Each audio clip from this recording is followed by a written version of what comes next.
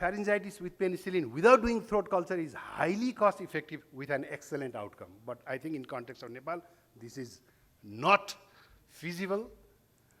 There is a recommendation from American Heart Association which puts penicillin V, oral penicillin, in the first place, and benzathine penicillin G in the second place.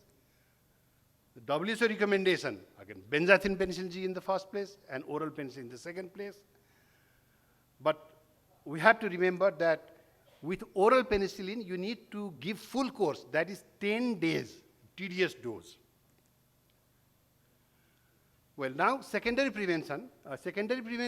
Prophylaxis is a continuous administration of specific antibiotic to patient with a previous attack of rheumatic fever or established RSD. The purpose is prevent colonization of gas in the throat and development of recurrent attacks of rheumatic fever, and also to prevent progression of heart valve damage. There are several components of secondary prevention. Echocardiography screening for case detection of latent RSD is one of the important component. Echocardiography is the gold standard for the diagnosis of RSD. Echo screening is a better tool for detection of borderline and subclinical RSD. WHO, the World Heart Federation 2012 echo criteria is in use now. And large-scale echo screening is only possible with task shifting and involvement of paramedics or non-experts with the use of simplified echo score criteria. And during screening programs, we see more than 50% of the cases are latent RSD cases. And this is a new concept, echo screening by non-experts. If we provide RSD-focused training to paramedics, mostly nurses, followed by echo screening of children by them for diagnosing RSD using a handheld echo and simplified echo score. And there are several studies published on this issue, and the conclusion of these studies of the use of simplified echo score is highly accurate to recognize definite RSD and provides the first tool for risk stratification, assigning children with latent RSD to low, intermediate, or high risk based on echocardiographic features at diagnosis. So this is how the simplified echo score criteria looks like. The variables are anterior mitral leaflet thickening, excessive leaflet tip motion, regurgitation. So these variables are given certain points. So if the point is 0 to 6, so it is low risk cases. So accordingly, this is the simplified echo score criteria. This can be used by the non-experts. And only the tool, even the tool like echo without CW can be used for this echo criteria. Rsd Registry is another important component recommended by WHO. The register-based programs improve the quality of secondary prevention. The benefit is for the patient and for the health system both. There are several types of register: local, provincial, national, paper, and computer. And the Rsd Registry, we started in Nepal, but unfortunately we had to stop in 2013 due to the change in policy in Nepal. And the availability of penicillin is another issue. Globally, there are two formulations. I'll take only 1 minute time. This premixed liquid formulation is relatively expensive. It is used in high income settings, and the powder forms are used in our settings. There are international guidelines for secondary prevention of RSD, the WHO guideline from Australia and New Zealand, from India, from South Africa. All these guidelines, they put injection benzathine penicillin in the first place and the oral penicillin in the second place. And WHO guidelines also shows injection benzathine penicillin at the top and the oral followed by the oral.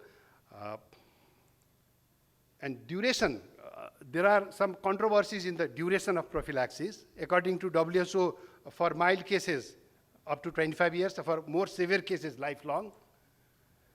And there are recommendations from Nepal Heart Foundation also regarding the duration of secondary prophylaxis.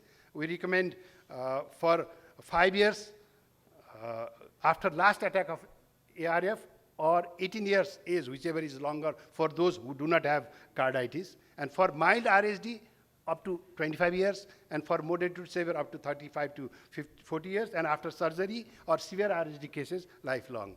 So there are certain quality concerns about the penicillin, the safety concern, availability concerns, and it is a global issue. The global survey showed that the most of the respondents of this survey, they were concerned about the quality of penicillin, the blockage when they draw powdered penicillin into the syringe, and the anaphylaxis and the death from anaphylaxis. That were the most concerned issues. In high-income countries, anaphylaxis is rare, and in low-income countries, the anaphylaxis is high. This is the concern. One more issue, the controversy, skin test for penicillin allergy. WHO recommends not to do any skin test for RSD and syphilis patient. There are no protocols published from World Heart Federation. From American Heart Association, no protocols published. But they state that penicillin allergy is rare. Allergy test should be done in first penicillin injection and in those who give history of penicillin. Recommendation from Australia and New Zealand. It is rare. Allergy should be done in only first penicillin injection. Most reported positive cases are false positive, and most deaths after benzathine penicillin G are due to other cases rather than anaphylaxis, likely arrhythmia, vasovagal attack, infrared RSD cases. And there's very interesting recommendation from Sudan. Skin testing with diluted benzathine penicillin G has no role in prediction of penicillin allergy. Do not perform skin tests at all. For those without history of allergy, give injections benzathine penicillin G without testing. Well, this was the recommendation from Sudan. Recommendation in India and Bangladesh is very close to us. Allergy tests should be done in each and every case before injection benzathine penicillin G. Which recommendation should we follow? Is there anything done in Nepal? Yes, Nepal Heart Foundation has published some recommendation. So in the interest of time, I will not go through all this. I will just want to conclude. The government of Nepal in RSD prevention, government stopped primary and secondary prevention in 2014. In 2016, government of Nepal started financing for free heart valve surgery through tertiary care centers like Gangalal and Manmohan. It's an excellent program, tertiary prevention efforts, free distribution of penicillin V for 1 month to RSD patient from Gangalal Hospital. This is the start of switch over to oral penicillin from benzathine penicillin G. This is beginning of underuse of injectable penicillin. Underuse of benzathine penicillin G will lead to failure of RSD prevention program according to the World Heart Federation. And the study by our colleague Shankar Laudari found that 85% of Nepalese RSD patients are without the prescription of injection benzathine penicillin G. So, in conclusion, Nepal needs a comprehensive RSD control program. Engagement of government is vital. National consensus document on diagnosis, management, and prevention of RSD is needed for Nepal. Need of research in developing monthly oral dose and 3 monthly depot injection of prevention for prevention of RSD. This is call for global researchers. I'm very sorry that I took a little bit more time. Let us unite together to eradicate RSD. It is very much possible. Thank you very much, Dr. Ragmi, for the excellent presentation. I think 1 or 2 questions is open with the interest of time. The only 1 or couple of questions is open in the floor. I would like to really appreciate Dr. Ragmi for his contribution in rheumatic heart disease. I just want to focus your attention to the patients because I'm a surgeon.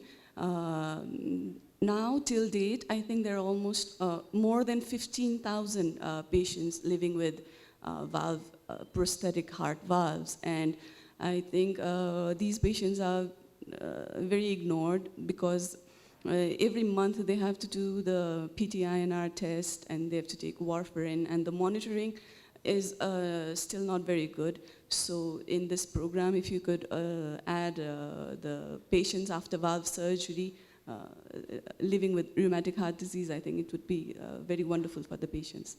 Thank you. Actually, this includes in the tertiary prevention, so I did not include this issue in my presentation. Thank you. Thank you, sir. So I'd like to ask a question. If patient has undergone double valve replacement, do they need to be on rheumatic prophylaxis for a long time. I mean, they don't have mitral and aortic valve anymore now. Yeah, Is there any recommendation? according to the WHO recommendation, after valve surgery, patients should be on secondary prevention lifelong. Because it is a recurrence of rheumatic fever process, you see. Even if you replace the valves, the process is there. If you stop prophylaxis, the patient will have recurrent attack of acute rheumatic fever and have other sort of complications. After besides becoming old age, I mean... after- old age, no. No, lifelong, They actually, may there be- is recommendation from WHO lifelong, but you can evaluate, you can just clinically judge whether the patient needs or not. At the old age, for example, if the patient is more than 60 years, 70 years old, I think if the patient doesn't have any recurrent attack, you can stop it. But the recommendation from WHO is lifelong.